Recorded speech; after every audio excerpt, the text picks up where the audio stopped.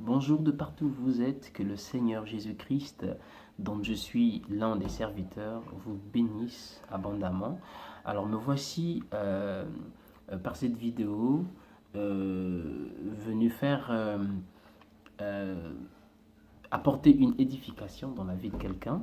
Je suis le frère Emmaüs Éminence, coordonnateur d'une grande famille, d'une grande plateforme qu'on appelle Worship Time. Et je suis serviteur de Dieu dans les assemblées de Dieu. Alors, qu'est-ce que je suis venu faire? Oui, vous partagez une pensée en ce qui concerne la révélation divine. Je sais que jusqu'ici, nous connaissons Dieu pour plusieurs, et nous savons que dans les derniers temps, Dieu s'est révélé comme Père, comme Fils, comme Saint-Esprit.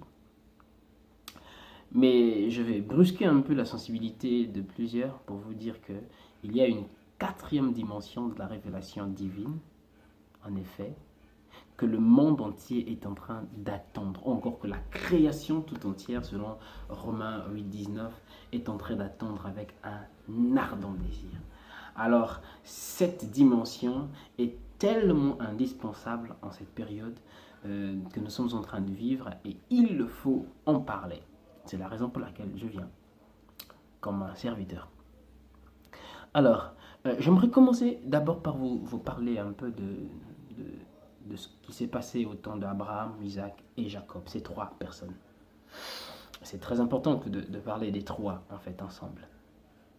Déjà, il faut noter que Dieu lui-même, il avoue quelque chose, il explique quelque chose. Dans Exode 6, verset 3, lorsqu'il est en train de parler à Moïse, vous savez, quand il appelle Moïse pour aller délivrer le peuple d'Israël, il dit exactement ceci. Il dit, je me suis fait connaître à Abraham, à Isaac, à Jacob, comme le Dieu Tout-Puissant, mais je ne me suis pas pleinement fait connaître à eux comme étant l'Éternel. Autrement dit, si vous demandez à Abraham, à Isaac et à Jacob, est-ce que vous connaissez l'Éternel? Sans pas faire des contours, ces derniers, ils vont clairement vous dire qu'on ne connaît pas l'Éternel. Simplement parce qu'ils n'ont pas connu Dieu comme étant l'Éternel, Yahweh. Eux, ils ont connu Dieu comme étant El Shaddai, Dieu Tout-Puissant. Donc, Dieu se fait connaître à Abraham, à Isaac et à Jacob comme étant Dieu Tout-Puissant. Et c'est très, très indispensable.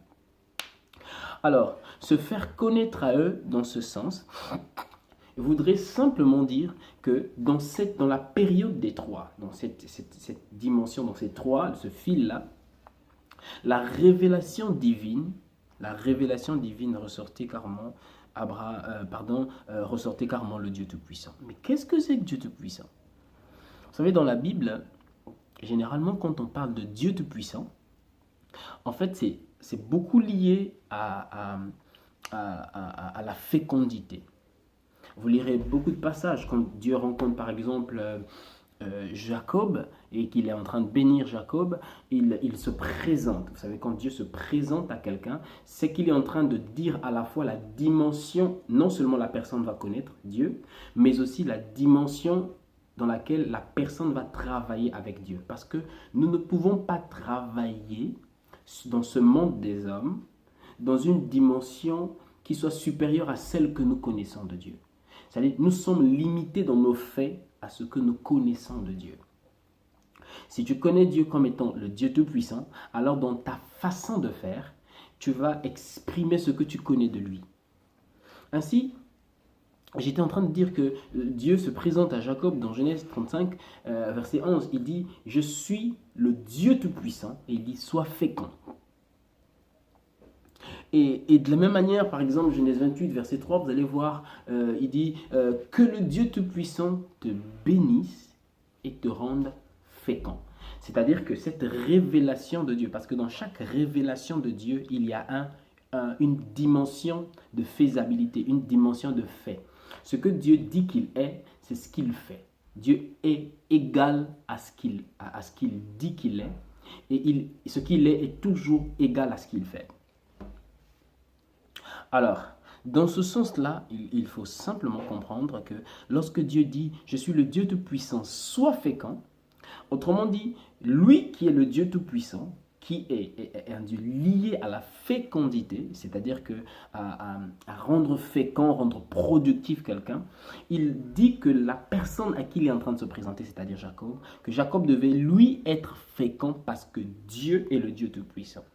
Parce qu'il est fécond. Vous savez, en hébreu, on parlera de El Shaddai, on parlera de El Gibor. Apparemment, les deux sont en train de toujours expliquer Dieu Tout-Puissant.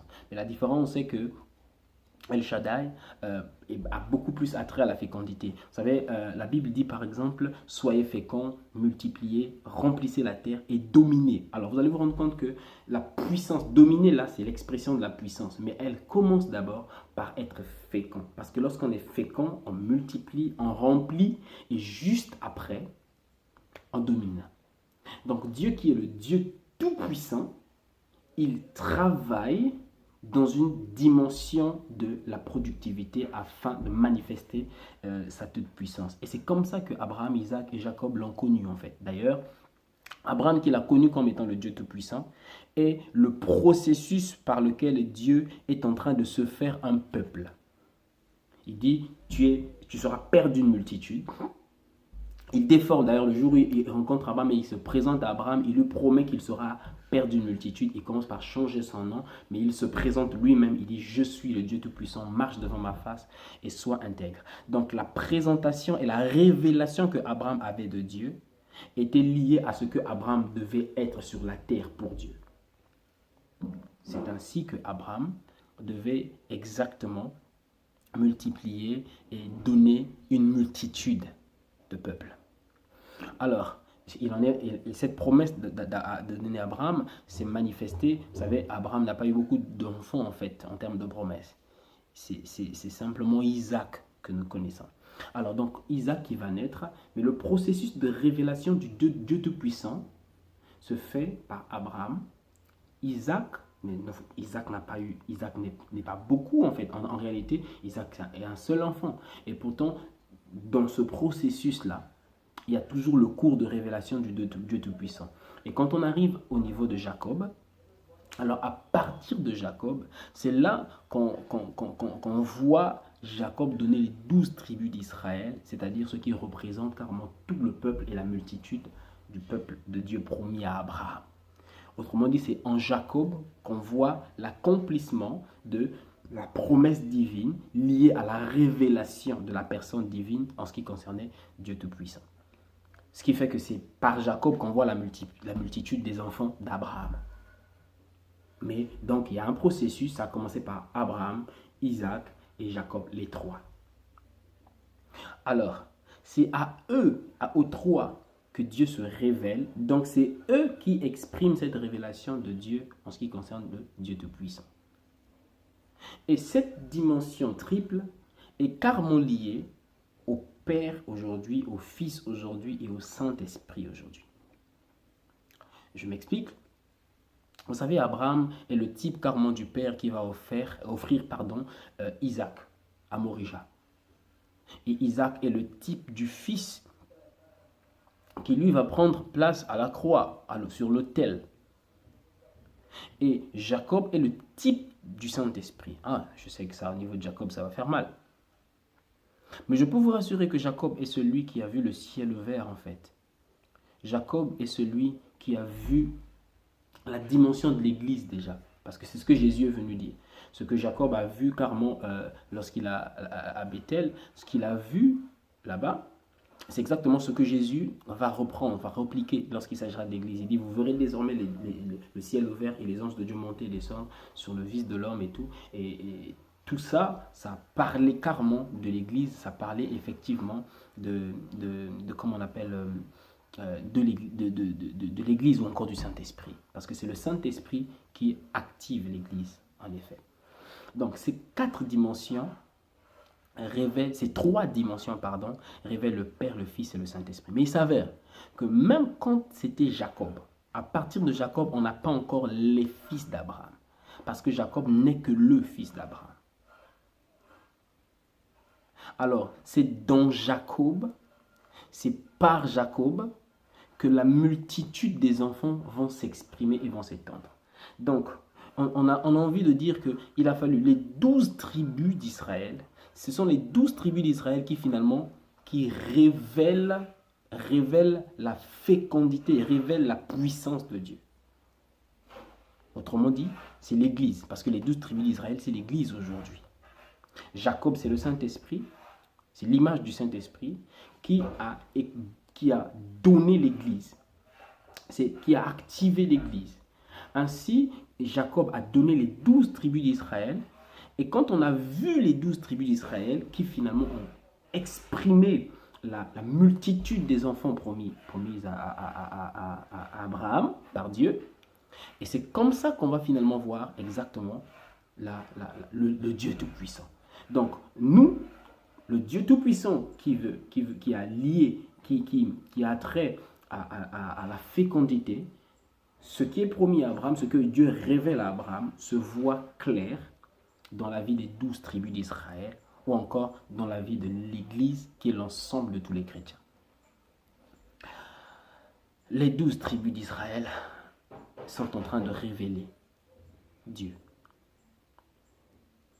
Ainsi, nous sommes à une époque où, alors que le monde entier est en train d'attendre avec un ardent désir la révélation des fils, il est indispensable de savoir que ceux qui sont fils de Dieu révèlent leur Père. Jésus disait, celui qui m'a vu a vu le Père. Nous nous disons de la même manière, celui qui nous a vu le Père. Pourquoi? Parce que nous sommes le corps de Christ. Nous sommes son corps. Et nous révélons une dimension divine. Dans notre vie, dans notre parler, dans tout ce que nous faisons, nous devons veiller à ce que les gens connaissent Dieu par nous. Les gens connaissent Dieu par nous. La puissance de Dieu doit se révéler, doit se faire connaître par ce que nous faisons. L'amour de Dieu doit se faire connaître par ce que nous faisons. Du reste, la Bible nous dit que Dieu avait 4 faces. Dieu se révélait 4 faces. On parle carrément du lion, du taureau, de l'aigle volant et surtout de l'homme. L'homme, c'est le 4e visage qui révèle Dieu. Je ne dis pas que nous devenons Dieu, mais nous révélons Dieu par notre façon de vivre, notre façon de faire. Et si notre façon de vivre, notre façon de servir, nous ne ressortons que de la pacotille, nous ne ressortons que de la petitesse. Les gens ne connaîtront Dieu, nous ne révélons que ça de Dieu. Et c'est dangereux.